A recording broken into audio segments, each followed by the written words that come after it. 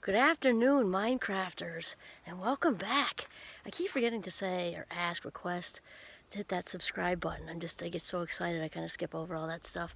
But if you're liking these videos, also you can leave me tips in the comment part there. But please subscribe. Tap dance around the like and hit subscribe. So let's go. We're off.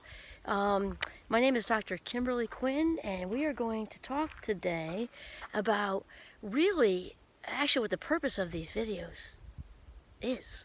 And I feel like my whole mission here is to help you become the boss of your brain, because the rest of it doesn't matter without this. People can say, oh, you are what you eat. We're not dismissing nutrition, okay, but without the brain there is nothing.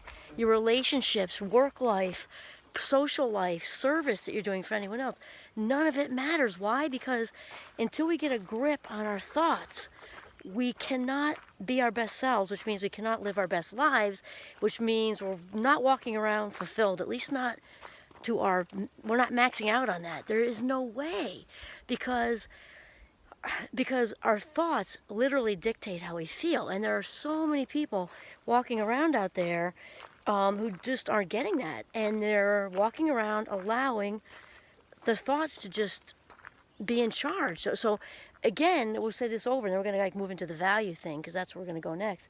Is there are two choices with this in life. Sorry about the bugs. I'm going to be doing this because they're just bugs. And so here's the thing. There are two choices as far as becoming the boss of your brain. You can control your thoughts, or your thoughts can control you. And which is more pleasant? And I think a lot of people don't realize, because so many of us, so much of our day, sadly, are walking around on autopilot, just on autopilot, like zoned out.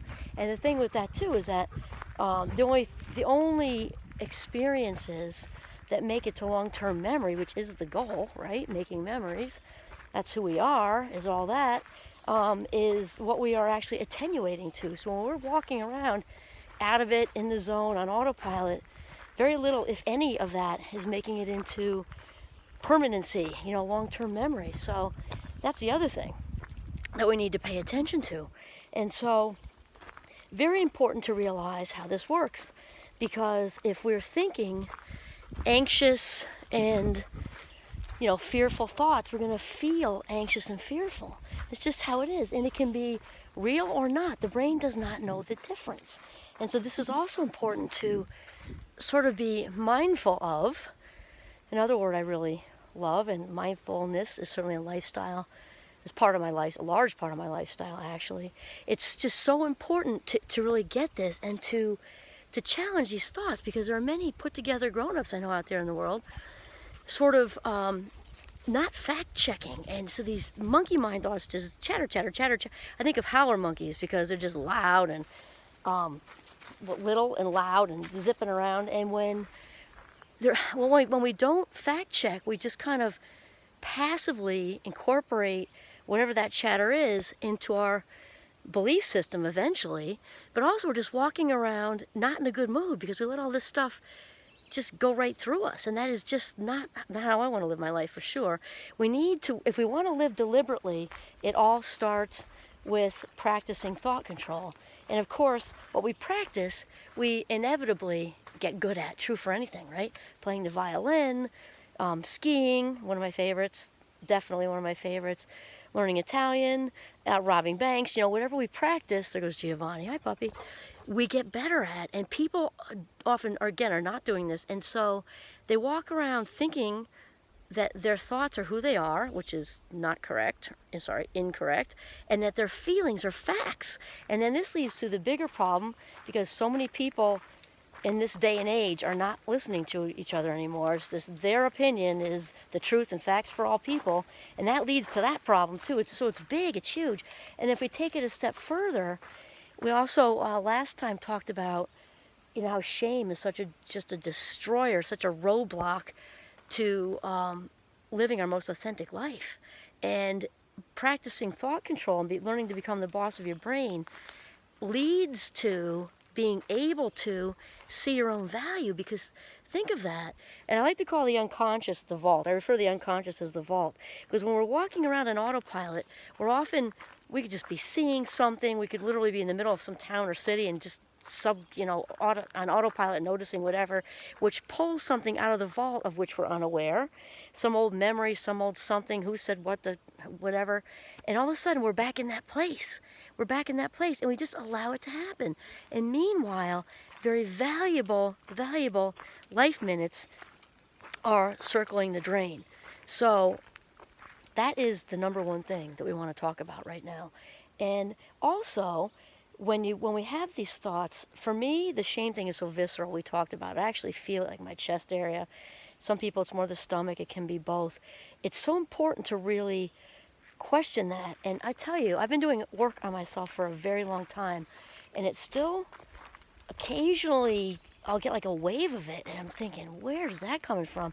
And here's the thing: the more you practice thought control, the more you're aware of shame, the more you're aware of what's going on in your hard drive. And it's so important to be aware of what's going on in your hard drive, because that's the only way you can kind of dismiss what's not working for you and bring in new stuff into your life, new changes, new people, new experiences, is when we kind of get rid of some of the old stuff. It's kind of like feng shuiing the mind, kind of like you would a spring closet.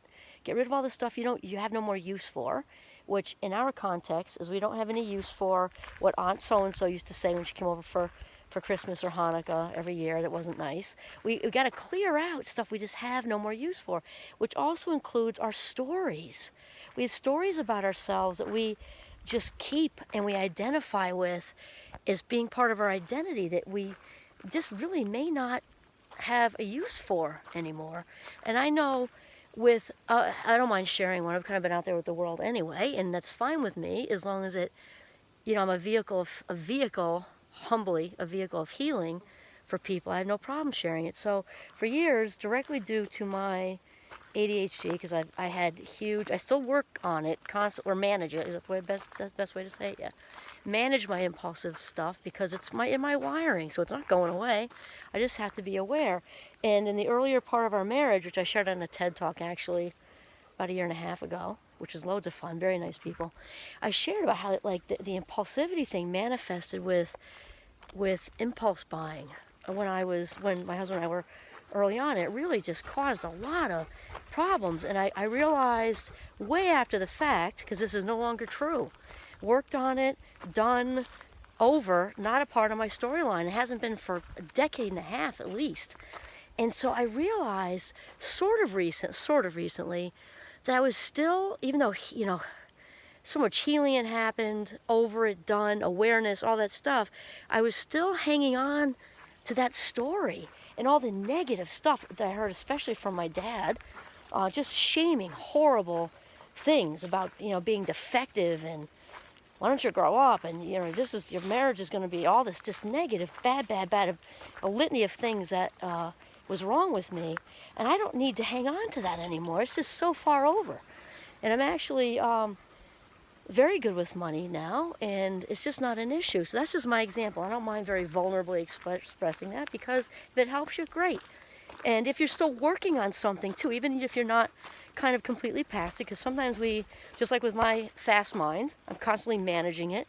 If you're way better at whatever your story was now than you were before, you still don't need it. You can get rid of that and incorporate the new story where you've gotten, for the most part, you've gotten a grip on whatever it is, and bring that into your life and dismiss all that old shaming crap, because all it does is get in the way of you really acknowledging, coming into this place where you can really see your authentic self. So because we talked about it last time too, that everyone's authentic self, it's there. And what happens is, we're born feeling whole and complete, and then stuff happens, right?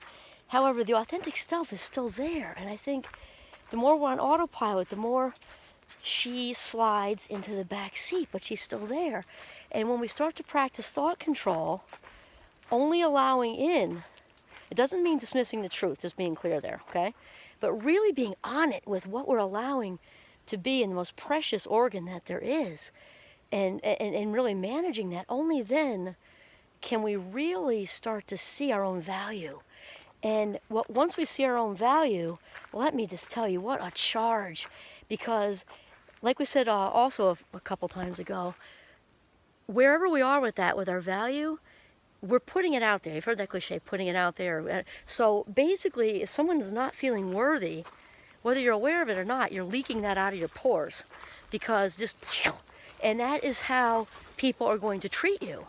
And so it's just true. Even like well-meaning people, they might not be unkind to you per se, though it definitely invites that. I'm thinking of like codependency and people dating jerks and stuff like that. It definitely invites that. But even like a good person might very unknowingly, unconsciously not have you in the running for a promotion or a new job, just because it's not, they're not even thinking about it, because it's just, you're just spewing it out of your pores. So the becoming the boss of your brain thing not only helps us be less anxious, less depressed.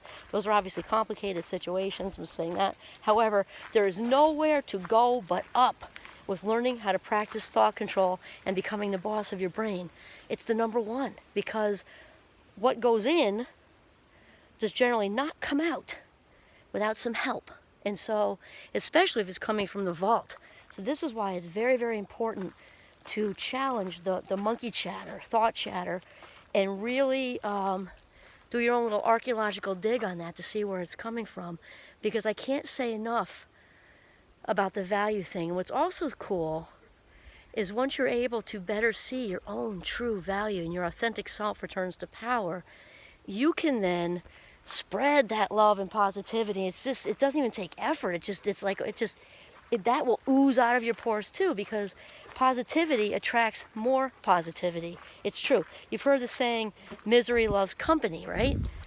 Okay, well, that's not true either. Misery loves miserable company. That's the truth. Negative Nellies attract each other. Well, that's also true for us good vibes. And positivity attracts more positivity. Sorry about the wind here, which looks like I might have to cut this off, because when it gets windy, I know it gets annoying. Okay, so we will continue. This is Kimberly Quinn signing off from the deep woods in northern Vermont. Have a mindful day.